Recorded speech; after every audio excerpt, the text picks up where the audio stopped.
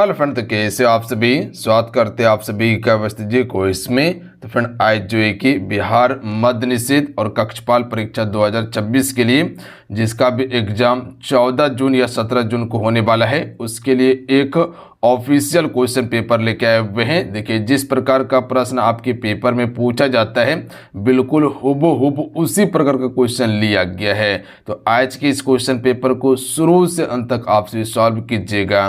तो चलिए शुरू करते हैं। सभी एक बार वीडियो को लाइक करके शेयर आप सभी अपने अपने दोस्तों में जरूर कर दीजिएगा। तो चलिए शुरू करते हैं। आइए, आज का फर्स्ट क्वेश्चन है कि भारत के राष्ट्रपति पर महाभियोग चलाने के लिए कम से कम कितने दिन पूर्व उसको सूचना देना आवश्यक है। देखिए, अगर इन सेट में किसी भी क्वेश्चन का आंसर पता होगा तो आंसर नीचे कमेंट बॉक्स में बताते चलिएगा, और लास्ट में पूरा क्वेश्चन सॉल्व करने के बाद ईमानदारी पूर्वक आप स्कोर भी बताइएगा कितने स्कोर कर पा रहे हैं। मान लीजिए कि पेपर हॉल में बैठे हैं और पेपर आप सभी दे रहे हैं, तो कितना स्कोर कर पाइएगा आप सभी। राइट आंसर ऑप्शन में भी हो जाएगा, याद रखिएगा 14 दिन। देखिए, राष्ट्रपति की बात किया जाए तो राष्ट्रपति का पद का उल्लेख अनुच्छेद 52 में किया गया है। इसका कार्य शक्ति अनुच्छेद 53 में किया गया है। अच्छा, राष्ट्रपति पर महाभियोग जो लगाया जाता है अनुच्छेद 61 के तहत लगाया जाता है। याद रखिएगा आप सभी, अगर संविधान का उल्लंघन करता है। राष्ट्रपति ही अनुच्छेद 123 के तहत अध्यादेश जारी करता है, और राष्ट्रपति ही 3 आपातकाल लगाता है। अनुच्छेद 352 के तहत राजकीय आपातकाल, अनुच्छेद 356 के तहत राष्ट्रपति शासन, और अनुच्छेद 360 के तहत जो है कि ये आपका क्या लगाता है, वित्तीय आपातकाल लगाता है। तो इतना सा आप राष्ट्रपति के बारे में याद रखिएगा, क्योंकि यहां से क्वेश्चन पूछा गया है। और एक क्वेश्चन पूछा गया था कि राष्ट्रपति बनने के लिए न्यूनतम उम्र कितना है, 35 वर्ष है। राज्यपाल बनने के लिए 35 वर्ष, उपराष्ट्रपति बनने के लिए भी 35 वर्ष उम्र होना चाहिए। और ये सभी हम आपको कई बार बताए हुए हैं जो क्वेश्चन पूछा गया है। अगला है कि सर्वोच्च न्यायालय में न्यायाधीश की नियुक्ति के लिए कम से कम कितने वर्ष उच्च न्यायालय में एडवोकेट होना आवश्यक है। देखिए, जो हम आपको सेट प्रोवाइड कर रहे हैं, जिसका भी एग्जाम है, प्रॉपर आप इस सेट को कंप्लीट कीजिए। आपको बताए थे कि जो सेट हम आपको दे रहे हैं काफी इंपॉर्टेंट दे रहे हैं, और यहां से क्वेश्चन आपके पेपर में निश्चित पूछा जाएगा। तो आप सभी इस सेट को पूरा कंप्लीट कीजिए, और जितना प्रश्न है उसको याद जरूर कीजिए। जो चीज हम आपको दे रहे हैं उसको आप सभी एब्जॉर्ब कीजिए, उसको पचाइए, आप सभी प्रश्न बना के आइएगा पेपर में।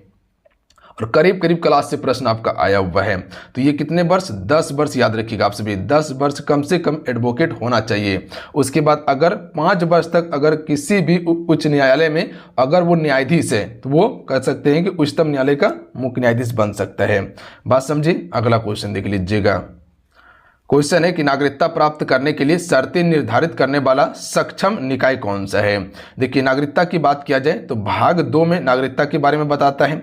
अनुच्छेद 5 से लेके आपका 11 तक नागरिकता है। ठीक है, क्या है, नागरिकता है। और ये कौन निर्धारित करता है, संसद करता है। याद रखिएगा आप सभी। चुनाव आयोग करता है नहीं, राष्ट्रपति नहीं करता, संसद करता है। अगला क्वेश्चन देखिए, लेखा अनुदान संघ सरकार को अनुमति प्रदान करता है। तो क्या चीज का अनुमति प्रदान करता है बता सकते हैं, ऑप्शन को पढ़िए। तो इसका राइट आंसर ऑप्शन में डी हो जाएगा, निश्चित अवधि के लिए भारतीय संचित निधि से धन निकालने के लिए जो है कि अनुमति प्रदान करता है। तो डी राइट आंसर होगा। देखिए फ्रेंड्स, सभी सेशन को जरूर लाइक करते चलिएगा। आपका एक लाइक मोटिवेट कराता है, और आपके लिए हम इतना मेहनत करते हैं ताकि आपका रिजल्ट हो जाए और आप बिहार पुलिस किसी भी तरह से बन जाए। ठीक है, तो ये मेरा उद्देश्य है। जितना मेहनत हो रहा है उतना मेहनत हम आपके लिए कर रहे हैं। तो आप सभी लाइक जरूर कीजिएगा, क्योंकि मेन पर्पस है कि कम से कम आपका एक नौकरी होना चाहिए, चाहे जैसे भी हो, क्योंकि अभी का समय बड़ी खतरनाक हो चुका है, कंपटीशन का दौर हो चुका है। तो हम आपके लिए ज्यादा से ज्यादा एफर्ट लगा रहे हैं। तो लाइक करके शेयर जरूर कीजिए आप सभी। संविधान के भाग और उसके विषय में मिलान कीजिए। देखिए, इसी प्रकार का क्वेश्चन पूछा जा रहा है और बच्चा कंफ्यूजन कर जा रहा है। इसमें 2 का आंसर पता है, 2 का आंसर पता नहीं है, तो इसको मिलान करना है। ठीक है, देखिए सबसे पहले यहां पर देखिए, ये तो आपको पता होगा कि भाग 4 में राज्य के नीति निर्देशक तत्व 36 से लेकर 51 कई बार बताए हैं। भाग 8 में क्या है, तो ये भी आपको पता है कि संघ राज्य क्षेत्र के बारे में बताता है, ये आपको पता है। उसके बाद देख लीजिएगा, भाग 17 में क्या है, आपात उपबंध है, नहीं, गलत। भाग 17 में राज्य भाषा है, और भाग 18 में आपका आपात उपबंध है। तो बात समझे। तो इसका राइट आंसर क्या हो जाएगा, ऑप्शन में सी। तो इसी प्रकार से आपको मिलाना है। बात समझ गए आप सभी, बिल्कुल।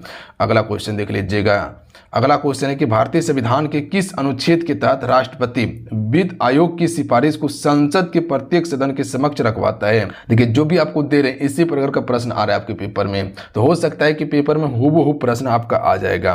तो राइट आंसर हो जाएगा अनुच्छेद 251, याद रखिएगा आप सभी, अनुच्छेद 251 इसका करेक्ट आंसर होगा। आइए अगला क्वेश्चन देखिए फ्रेंड कि राष्ट्रपति के पद निम्नलिखित में से कौन सा अर्हताएं शामिल नहीं है। राष्ट्रपति का चुनाव लड़ने के लिए क्या क्या शामिल होना चाहिए। सबसे पहला ऑप्शन दिया हुआ है कि उम्र 35 वर्ष होना चाहिए, बिल्कुल सही है। वह लोकसभा सदस्य निर्वाचित होने योग्य होना चाहिए, बिल्कुल सही है। कम से कम 50 प्रस्तावक होना चाहिए, बिल्कुल सही है। कम से कम 100 अनुमोदक होना चाहिए, नहीं, गलत है। देखिए प्रस्तावक 50 होना चाहिए और 50 अनुमोदक होना चाहिए, तब जाके राष्ट्रपति पद के लिए आप चुनाव लड़ सकते हैं। ठीक है, ऐसा नहीं कि आप 35 वर्ष आपका उम्र हो गया तो आप जाकर राष्ट्रपति का चुनाव लड़ लीजिएगा, ऐसा नहीं होता है। 50 प्रस्तावक और 50 अनुमोदक आपका होना चाहिए। तो राइट आंसर क्या हो जाता है, डी नंबर। अगला है संविधान सभा के चुनाव में कांग्रेस को कितने सीट प्राप्त हुई थी। देखिए जब 1946 में आपका संविधान सभा का चुनाव हुआ था तो इस समय कांग्रेस को 208 सीट मिला था। उसके बाद जो है कि मुस्लिम लीग को आपका 73 सीट मिला था। किसको, मुस्लिम लीग को 73 सीट मिला हुआ था। और अन्य की बात किया जाए जो आपका अन्य था, अन्य को 15 सीट मिला था। अन्य को कितना सीट, 15। तो 73 मुस्लिम लीग, अन्य 15 हो जाएगा और कांग्रेस को कितना हो जाएगा, तो याद रखिएगा 208। चलिए अगला क्वेश्चन है निम्नलिखित में से किस संविधान संशोधन अधिनियम द्वारा शहरी स्थानीय शासकों को संवैधानिक दर्जा प्रदान किया गया। यानी कि यहां पर नगर पालिका की बात किया गया है। तो आप सभी को पता होगा कि 74वां संविधान संशोधन जो है ये नगर पालिका से संबंधित है और 73वां संविधान संशोधन पंचायती राज से संबंधित है। देखिए अनुसूची जो आप सभी देखते हैं, अनुसूची 12 जो है इसमें क्या है, इसमें आपका नगर पालिका है और अनुसूची 11 में आपका पंचायती राज का बात किया गया था। तो इसका राइट आंसर क्या हो जाएगा, बी नंबर। 74वां संविधान संशोधन के द्वारा जो है कि इसको संवैधानिक दर्जा प्रदान किया गया था। देखिए अधिनियम की बात किया जाए तो अधिनियम 1992 का था, बट इसको लागू करने की बात किया जाए तो ये 1994 हो जाएगा। देखिए 1993 आपका जो है पंचायती राज और 94 में आपका नगर पालिका हो जाएगा। तो कहीं कहीं ऑप्शन में आपको कहीं कहीं बुक में 93 भी देखने के लिए मिलता है। ठीक है, चलिए अगला क्वेश्चन देखिए राज्यसभा के संदर्भ में निम्न कथनों पर विचार कीजिए। पहला कथन देखिए क्या दिया है कि राज्यसभा अस्थायी सदन होता है, बिल्कुल सही है। उसके बाद है कि प्रत्येक 2 वर्ष के पश्चात 2/3 सदस्य का अवकाश होता है, नहीं, गलत है। 2/3 नहीं, 1/3 होता है। ठीक है, इसी प्रकार का क्वेश्चन आपके पेपर में आ रहा है। कितना होता है, 1/3। छोटा छोटा पॉइंट पे ध्यान देना होगा तब जाके प्रश्न आपका बनेगा। उसके बाद देखिए राज्यसभा सदस्य का चुनाव प्रत्यक्ष होता है, नहीं, प्रत्यक्ष नहीं, अप्रत्यक्ष रूप से चुनाव होता है क्योंकि इसमें डायरेक्ट जनता भाग नहीं लेता। बात समझे सभी। तो यहां अप्रत्यक्ष चुनाव होगा, जबकि लोकसभा का जो नेता चुनाव होता है वहां प्रत्यक्ष रूप से चुनाव होता है। बात समझे आप सभी। तो ये दोनों कथन तो आपका गलत है। उसके बाद देखिए उपराष्ट्रपति को हटाने के लिए राज्यसभा में ही प्रस्ताव लाया जाता है। उपयुक्त में से कौन सा कथन इसका सही है, तो देखिए कथन नंबर 1 और कथन नंबर 4 इसका सही है। तो ऑप्शन नंबर क्या हो जाएगा, सी करेक्ट आंसर होगा। जबकि यहां देखिएगा छोटा छोटा पॉइंट दिया हुआ है, प्रत्यक्ष और अप्रत्यक्ष को नहीं समझिएगा तो प्रश्न आपका गलती हो गया। बात समझे आप सभी, तो याद रखिएगा आप सभी। चलिए अगला क्वेश्चन देखिए भारतीय इतिहास का सबसे अच्छा क्रमबद्ध वर्णन पुराणों में मिलता है। पुराणों में सर्वाधिक प्राचीन पुराण कौन सा है। तो सबसे पहले तो ये पता होना चाहिए कि पुराणों की संख्या कितना है, कुल 18 पुराण है। कितना, 18 पुराण है, जिसमें कि 5 ऐसा पुराण है जिसमें कि कह सकते हैं कि राजाओं का वंशावली का वर्णन किया गया है। सबसे प्राचीन पुराण की यहाँ पर बात किया जाए तो मत्स्य पुराण हो जाएगा। तो ऑप्शन में भी राइट आंसर होगा, सभी को पता होगा इस क्वेश्चन का आंसर। चलिए अगला क्वेश्चन देखिए फ्रेंड आप सभी। क्वेश्चन है कि मेगास्थनीज ने अपनी पुस्तक इंडिका में भारतीय समाज को कितने भागों में विभाजित किया था। देखिए इंडिका की बात किया गया है तो ये पता है कि किसकी पुस्तक है, मेगास्थनीज की पुस्तक है। यहाँ क्वेश्चन पूछा गया था कि मुद्रा राक्षस के लेखक कौन थे, विशाखदत्त। तो इसका राइट आंसर हो जाएगा 7, याद रखिएगा आप सभी। 7 कौन कौन सा हो जाएगा, जैसे कि कह सकते दार्शनिक, सुनिएगा, दार्शनिक, अहीर, सैनिक, किसान, कारीगर जिसे शिल्पी कहा जाता है, निरीक्षक, और उसके बाद था एक सभादास। याद रखिएगा क्या था, सभादास। और इसमें सबसे अधिक संख्या की बात किया जाए तो किसान का था। दार्शनिक, अहीर, सैनिक, किसान, कारीगर, निरीक्षक और उसके बाद सभागार, कुल 7 था। उसके बाद अगला है, मुगल काल में न्याय का सर्वोच्च अधिकारी सम्राट होता था। सम्राट के बाद न्याय का सर्वोच्च अधिकारी कौन था? तो देखिए, सम्राट के बाद प्रधान काजी होता था, याद रखिएगा आप सभी, सम्राट के बाद। अगला क्वेश्चन है 14 नंबर कि निम्न में से कौन भारतीय नेता खिलाफत आंदोलन का समर्थक नहीं था? देखिए, खिलाफत आंदोलन कब होता है? 1919 में होता है, याद रखिएगा आप सभी। और इसका समर्थक नहीं था मदन मोहन मालवीय नहीं था, जबकि आपका जवाहरलाल नेहरू, महात्मा गांधी, मोहम्मद अली, ये सभी शामिल था, यानी कि समर्थक था। दक्कन एजुकेशन सोसाइटी की स्थापना निम्नलिखित में से किया गया था? तो ये आपका बीजी तिलक के द्वारा, बाल गंगाधर तिलक के द्वारा। कब? 1880 में किया गया था। डेट को याद रखिएगा। देखिए, दयानंद सरस्वती ने ही वैदों की ओर लौटो का नारा दिया था। चलिए, अगला क्वेश्चन है कि राजा रणजीत सिंह को राजा की उपाधि किसने दी थी? तो देखिए, राजा रणजीत सिंह को राजा की उपाधि जमान शाह ने दी थी। ऑप्शन में भी राइट आंसर होगा। चलिए, अगला क्वेश्चन देखिए फ्रेंड, क्वेश्चन नंबर 17 देखिए, वह सुल्तान कौन था जिसने खिलाफा के अधिकार को मानने से इनकार कर दिया था? अलाउद्दीन खिलजी ने मानने से इनकार कर दिया था। ऑप्शन में ई राइट आंसर होगा। अलाउद्दीन खिलजी ने ही, कह सकते हैं कि घोड़ा दागने की प्रथा, सैनिक को नगद वेतन देने की प्रथा, उसके बाद सैनिक की हुलिया बदलने की प्रथा सब चलाया था। अगला है कि भगवान बुद्ध के उपदेशों का संग्रह है। सभी सेशन को जरूर लाइक करते चलिएगा फ्रेंड, जितने भी जुड़े हुए हैं। ये आपका शुद्ध पिटक हो जाएगा, याद रखिएगा। ऑप्शन में ए राइट आंसर होगा। अगला क्वेश्चन देखिए, निम्नलिखित में से कौन सा सुमेली थे? देखिए, यहाँ वंश दिया हुआ है, संस्थापक दिया हुआ है, तो ये ऑप्शन नंबर डी हो जाएगा, बरीद शाही, और इसके संस्थापक थे अमीर अली बरीद। ये आपका सही है, बाकी बस सब आपका कथन गलत है। उसके बाद अगला क्वेश्चन देखिए, बहमनी साम्राज्य के संस्थापक कौन थे?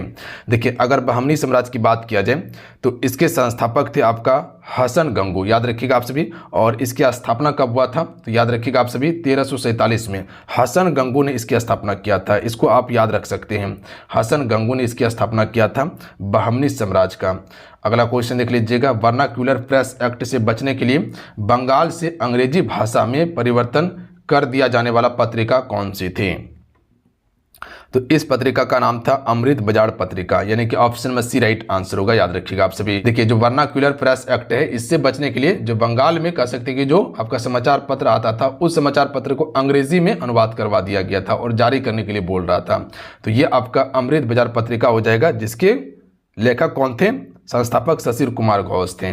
चलिए, अगला क्वेश्चन देखिए, साइमन कमीशन का भारत में आगमन कब हुआ था? तो सभी को आंसर पता होगा, फटाफट आंसर कीजिए आप सभी। तो 28 फरवरी को हुआ था। 28 तो यहाँ सभी दिया हुआ है, ठीक है, यहीं गलती हो गए आप, अगर डेट पता नहीं है तो। 3 फरवरी आपका 1928 हो जाएगा। विरोध किसने किया था? भारतीयों ने किया था। इसी में लाला लाजपत राय की मृत्यु होता है। विश्व सांख्यिकी दिवस कब मनाया जाता है? तो राइट आंसर होगा 20 अक्टूबर को, याद रखिएगा आप सभी, 20 अक्टूबर को मनाया जाता है विश्व सांख्यिकी दिवस। अगला क्वेश्चन है कि घूमर किस राज्य का लोक नृत्य है? तो देखिए, घूमर का एक ट्रिक बताए थे कि घूमने कहाँ चलना है? राजस्थान चलना है, तो यह राजस्थान का है। थारो गुजरात, मारो राजस्थान, ठीक है, तो राजस्थान का हो जाएगा। इसके अलावा पनिहारी भी राजस्थान का ही है। उसके बाद नेजा जो है, नेजा कीजिएगा इसको, नेजा जो है ये भी आपका राजस्थान का है। महाराष्ट्र का याद रखिएगा आप सभी, लावनी हो जाएगा, नखत हो जाएगा, कोली हो जाएगा, ये आपका महाराष्ट्र का है। उसके बाद छत्तीसगढ़ का याद रखिएगा आप सभी, पंडवानी हो जाएगा, कर्मा हो जाएगा, डगला हो जाएगा, ठीक है, ये सभी छत्तीसगढ़ का, पंडवानी, कर्मा, डगला। और उसके बाद गुजरात का आपको क्या बताएं? गुजरात में याद रखिएगा गरबा डांडिया हो गया, ये सभी आपका गुजरात का लोक नृत्य है। गरबा डांडिया कहाँ का है? गुजरात का है। होलकर ट्रॉफी किस खेल से संबंधित हैं? वृक्ष खेल से संबंधित है होलकर ट्रॉफी, याद रखिएगा, वृक्ष खेल से। अगला है भारतीय अंतरिक्ष अनुसंधान संगठन इसरो की स्थापना कब हुई थी? आसान प्रश्न है, आराम से कर सकते हैं, पर यहाँ डेट के साथ याद रखिएगा आप सभी, 15 अगस्त, ठीक है, 15 अगस्त 1969 को इसकी स्थापना होता है। ऑप्शन में सी राइट आंसर होगा। मुख्यालय कहाँ पे है? बेंगलुरु में है। चलिए, अगला क्वेश्चन देखिए, वर्तमान में राष्ट्रमंडल के सदस्य देशों की संख्या कितनी है? देखिए, राष्ट्रमंडल की स्थापना 1926 में किया जाता है और इसमें अभी सदस्य देशों की संख्या लगभग 56 है। चलिए अगला क्वेश्चन देखिए 28 नंबर का आंसर कीजिएगा कि निम्नलिखित में से कौन सी एक चौड़ी जल संधि है। देखिए चौड़ी की अगर बात किया जाए तो एक ही चीज दिमाग में याद रखना है, डेविस, याद रखिएगा ये सबसे चौड़ी है। और सबसे विशाल जल संधि की बात किया जाए तो वो कौन सा हो जाएगा, तो ये आपका टाटर जो है ये सबसे विशाल है। और टिटिकाका की बात किया जाए तो ये सर्वाधिक ऊंचाई पर स्थित एक झील है जो दक्षिण अमेरिका में है ये। और खोन जो है, खोन जलप्रपात है ये, जो कि सबसे चौड़ा जलप्रपात है और लाओस में स्थित है खोन जलप्रपात, सबसे चौड़ा है। चलिए अगला है कि मिस्र देश की संसद को क्या कहते हैं या किस नाम से जानते हैं, तो इसे पीपुल्स असेंबली के नाम से जानते हैं। क्या कहते हैं फ्रेंड, पीपुल असेंबली कहते हैं मिस्र देश की संसद को। अच्छा बात किया जाए कि फ्रांस की संसद को क्या कहते हैं, नेशनल असेंबली कहा जाता है। नेशनल असेंबली जो है ये फ्रांस की संसद का नाम है। कहाँ का, फ्रांस के संसद का नाम है। अच्छा पार्लियामेंट जो है ये कहाँ का है, तो ये आपका हो जाएगा ब्रिटेन का हो जाएगा पार्लियामेंट, ब्रिटेन का हो जाएगा पार्लियामेंट। और उसके बाद जो है कि नेशनल पीपुल्स कांग्रेस जो हो जाएगा ये आपका कहाँ का है, तो नेशनल पीपुल्स कांग्रेस आपका चीन का संसद का नाम है। तो ऑप्शन नंबर यहाँ पर क्या हो जाएगा, पीपुल असेंबली इसका बिल्कुल करेक्ट आंसर होता है। चलिए अगला क्वेश्चन देखिए, पारितंत्र की खाद्य श्रृंखला में कौन सा अपघटक जीव कहलाते हैं।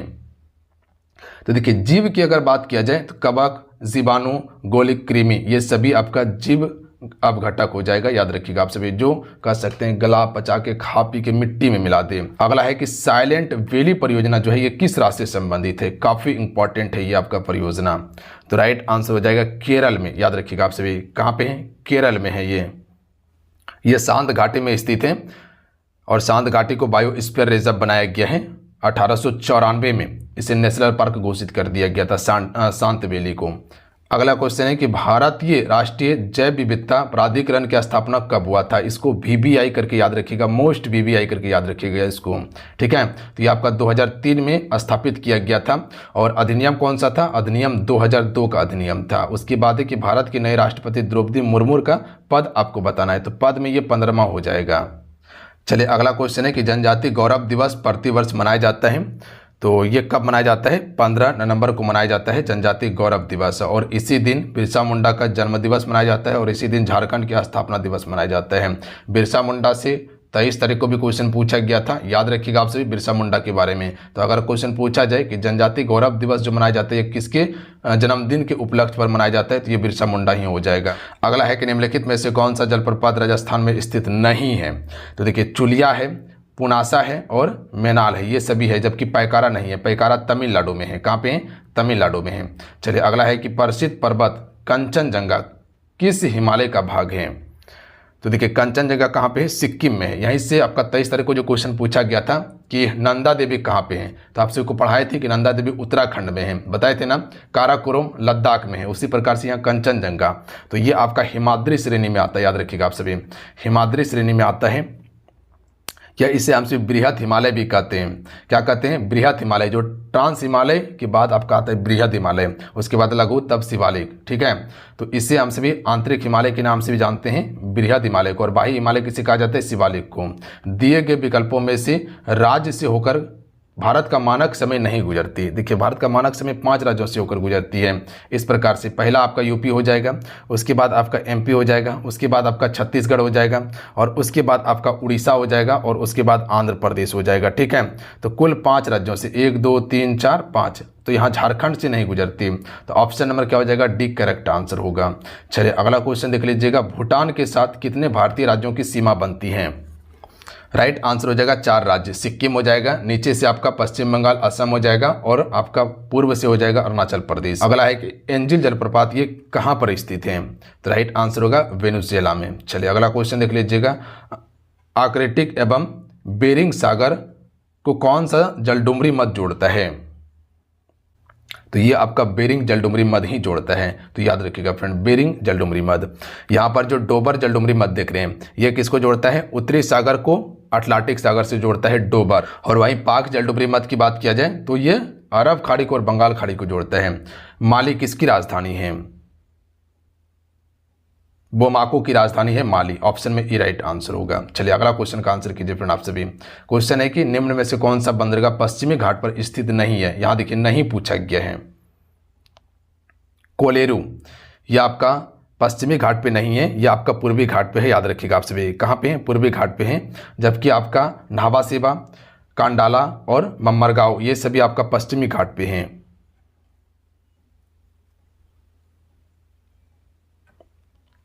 चलिए अगला क्वेश्चन देखिए आप सभी। अगला है कि फेरम निम्नलिखित में से किसका लैटिन नाम है? तो लोहा का लैटिन नाम है फेरम। अगला है निम्नलिखित में से कौन सा जल प्रदूषक नहीं है? देखिए जल प्रदूषक नहीं की बात पूछा गया है। देखिए जो हिमनद देख रहे हैं ये आपका जल प्रदूषक नहीं है, जबकि गाद हो गया, क्रोमियम हो गया, आर्सेनिक ये सभी जल प्रदूषक है। आर्सेनिक काफ़ी खतरनाक होता है जल प्रदूषक में।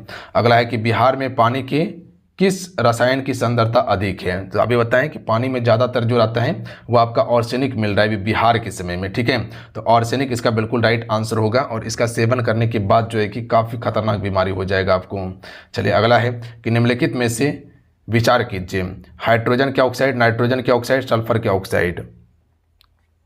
तो 2 और इसका 3 सही हो जाएगा, 2 3 हो जाएगा, यानी कि नाइट्रोजन के ऑक्साइड और सल्फर डाइऑक्साइड ये आपका जो हो जाएगा एक अम्लीय वर्षा का मुख्य कारण है। नाइट्रोजन ऑक्साइड और सल्फर डाइऑक्साइड अम्लीय वर्षा का मुख्य कारण है ये सभी। अगला है कि टमाटर किस अम्ल का प्राकृतिक स्रोत है? तो टमाटर हो जाएगा ऑक्सैलिक अम्ल का प्राकृतिक स्रोत है, याद रखिएगा। ऑक्सैलिक अम्ल, सैट्रिक अम्ल किसमें पाए जाते हैं? नींबू में, टैट्रिक अम्ल इमली में, एसिटिक अम्ल सिरका में पाया जाता है। चलिए अगला है कि सोडियम हाइड्रोक्साइड का उपयोग किया जाता है। तो देखिए सोडियम हाइड्रोक्साइड का उपयोग करते हैं हम सभी साबुन के निर्माण में। किसके निर्माण में? साबुन के निर्माण में। और इसका सूत्र क्या होता है? NaOH होता है। क्या होता है? NaOH होता है। तो याद रखना आप सभी को। चलिए अगला क्वेश्चन देखिए फ्रेंड। यूरिया आमतौर पर इस्तेमाल किए जाने वाला नाइट्रोजन आधारित उर्वरक है जो अमोनिया और डैश के बीच रासायनिक अभिक्रिया से तैयार किया जाता है। तो यूरिया को जो तैयार किया जाता है अमोनिया और किसके साथ मिला के अभिक्रिया करके तैयार करते हैं? कार्बन डाइऑक्साइड के साथ। याद रखिएगा आप सभी, कार्बन डाइऑक्साइड के साथ करते हैं प्रयोग। यूरिया में नाइट्रोजन 46% होता है। अगला है नाभिकीय विखंडन निम्नलिखित में से कौन सी किरणें नहीं निकलती? देखिए नाभिकीय विखंडन से आपका अवरक्त किरणें नहीं निकलती हैं, तो ऑप्शन में डी राइट आंसर होगा। जबकि अल्फा, बीटा और गामा किरण का वेधन क्षमता सबसे अधिक होता है और तरंगदैर्घ्य सबसे कम होता है। तरंगदैर्घ्य सबसे अधिक इसका होता है रेडियो तरंग का होता है। और यह क्वेश्चन बिहार पुलिस में पूछा गया है। निम्नलिखित में से किसकी कमी के कारण मानव शरीर में धीमी वृद्धि होती है? देखिए प्रोटीन की कमी के कारण धीमी वृद्धि होगा, याद रखिएगा आप सभी। धीमी वृद्धि प्रोटीन की कमी के कारण। प्रोटीन के लिए क्या कर सकते हैं? मांस मछली खा सकते हैं, दूध खा सकते हैं, दाल खा सकते हैं, प्रोटीन का प्रमुख स्रोत है। अगला है नागफनी के पौधे में प्रकाश संश्लेषण निम्नलिखित में से किस भाग में होता है? अगर नागफनी के पौधे की बात किया जाए तो इसका प्रकाश संश्लेषण तने से होता है। किससे? तने से होता है, याद रखिएगा आप सभी। जबकि अन्य पौधे को देखिएगा तो वो पत्ती से करता है। चलिए क्वेश्चन नंबर आप सभी 6 देखिएगा, थोड़ा सा इस पर ध्यान देना है कि अनुवांशिकी चिकित्सा के अंतर्गत अनुवांशिकी विकार के साथ पैदा हुए बच्चे के उपचार हेतु जीन को व्यक्ति के किस भागों से लिया जाता है? तो यहाँ पर व्यक्ति के भागों की यहाँ पर बात किया गया है, जीन को। तो ये कोशिका से लिया जाता है, याद रखिएगा। कहाँ से लिया जाता है? कोशिका से लिया जाता है। कोशिका का खोज किसने किया था? रॉबर्ट हुक ने। मृत कोशिका का खोज जीवित कोशिका का ल्यूवेनहॉक ने किया था। चलिए अगला क्वेश्चन है कि किसी चालक तार के तापमान में होने पर प्रतिरोध पर क्या प्रभाव पड़ेगा? मान लीजिए अगर तापमान अगर बढ़ता है तो प्रतिरोध भी इसका बढ़ेगा। ऑप्शन में ए राइट आंसर होगा, याद रखिएगा आप सभी। चलिए अगला क्वेश्चन देख लीजिएगा फ्रेंड कि नौसादर और नमक के मिश्रण को किस विधि से पृथक किया जा सकता है? तो एक नौसादर है और एक नमक है, दोनों मिला हुआ है। तो इसको अगर हमको अलग करना है तो हमसे किस विधि से कर सकते हैं? ऊर्ध्वापातन विधि से कर सकते हैं। तो ऑप्शन नंबर यहाँ क्या हो जाएगा? डी राइट आंसर होगा, ऊर्ध्वापातन। अच्छा ऊर्ध्वापातन का सबसे प्रमुख स्रोत क्या है? तो पता है आप सभी को, सबसे अच्छा उदाहरण कपूर। अगला है संपीड़नों का निर्माण उस स्थान पर होता है जहां वायु दाब होता है। ऊर्ध्वापातन में क्या होता है? डायरेक्ट ठोस गैस में बदल जाता है, उच्च हो जाएगा, याद रखिएगा आप सभी। देखिए क्वेश्चन समझिएगा कि संपीड़नों का निर्माण उस स्थान पर होता है जहां वायु दाब उच्च होता है, ठीक है। अगला है कि निम्नलिखित में से किस समिति का संबंध मुद्रा आपूर्ति की अवधारणा में परिवर्तन से है?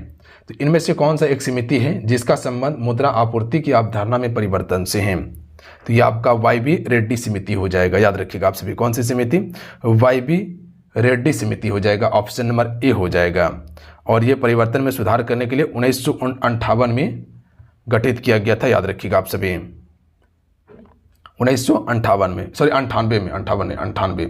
अगला है कि किसान को साख की उपलब्धता सुनिश्चित करने के लिए क्रेडिट कार्ड योजना कब शुरू की गई? तो देखिए ये योजना शुरू किया गया था आपका 2013-14 में। कब? 2013-14 में। अगला है कि भारत में मुद्रा निर्गमन हेतु निम्नलिखित में से कौन सी प्रणाली अपनाई गई है? तो ये आपका न्यूनतम आरक्षित प्रणाली को अपनाई गई है, याद रखिएगा। न्यूनतम आरक्षित प्रणाली, ऑप्शन में ए राइट आंसर होगा। क्वेश्चन समझिए कि भारत में मुद्रा निर्गमन हेतु निम्नलिखित में से कौन सी प्रणाली अपनाई गई है?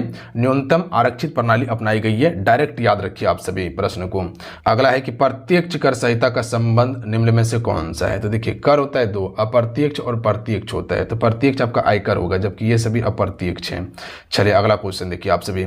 भारत में प्रथम विशेष आर्थिक क्षेत्र यानी कि SEZ की स्थापना कहाँ की गई थी? जो विशेष आर्थिक क्षेत्र है इसकी स्थापना कहाँ किया गया था? कंडाला में, याद रखिएगा आप सभी। कब किया गया या कब शुरू हुआ था? 1965 में शुरू किया गया था, कंडाला गुजरात में। ऑप्शन नंबर क्या हो जाएगा? सी। उसके बाद देखिए यहाँ से मैथमेटिक का सवाल है, इसका आंसर बताते हैं, आपसे जरूर बनाइएगा, इंपॉर्टेंट है। इसका option number A correct answer होगा। उसके बाद देख लीजिएगा यहाँ पर आपका बी इसका राइट आंसर होगा, 2.50 हो जाएगा रुपया। उसके बाद देख लीजिएगा इसका आपका जो हो जाएगा सी राइट आंसर होगा, 17 किलोमीटर पर आवर हो जाएगा। उसके बाद नो का देख लीजिएगा आप सभी, इसका right answer option number D हो जाएगा, 48 घंटा हो जाएगा। ठीक है, बनाने का कोशिश जरूर कीजिएगा फ्रेंड आप सभी।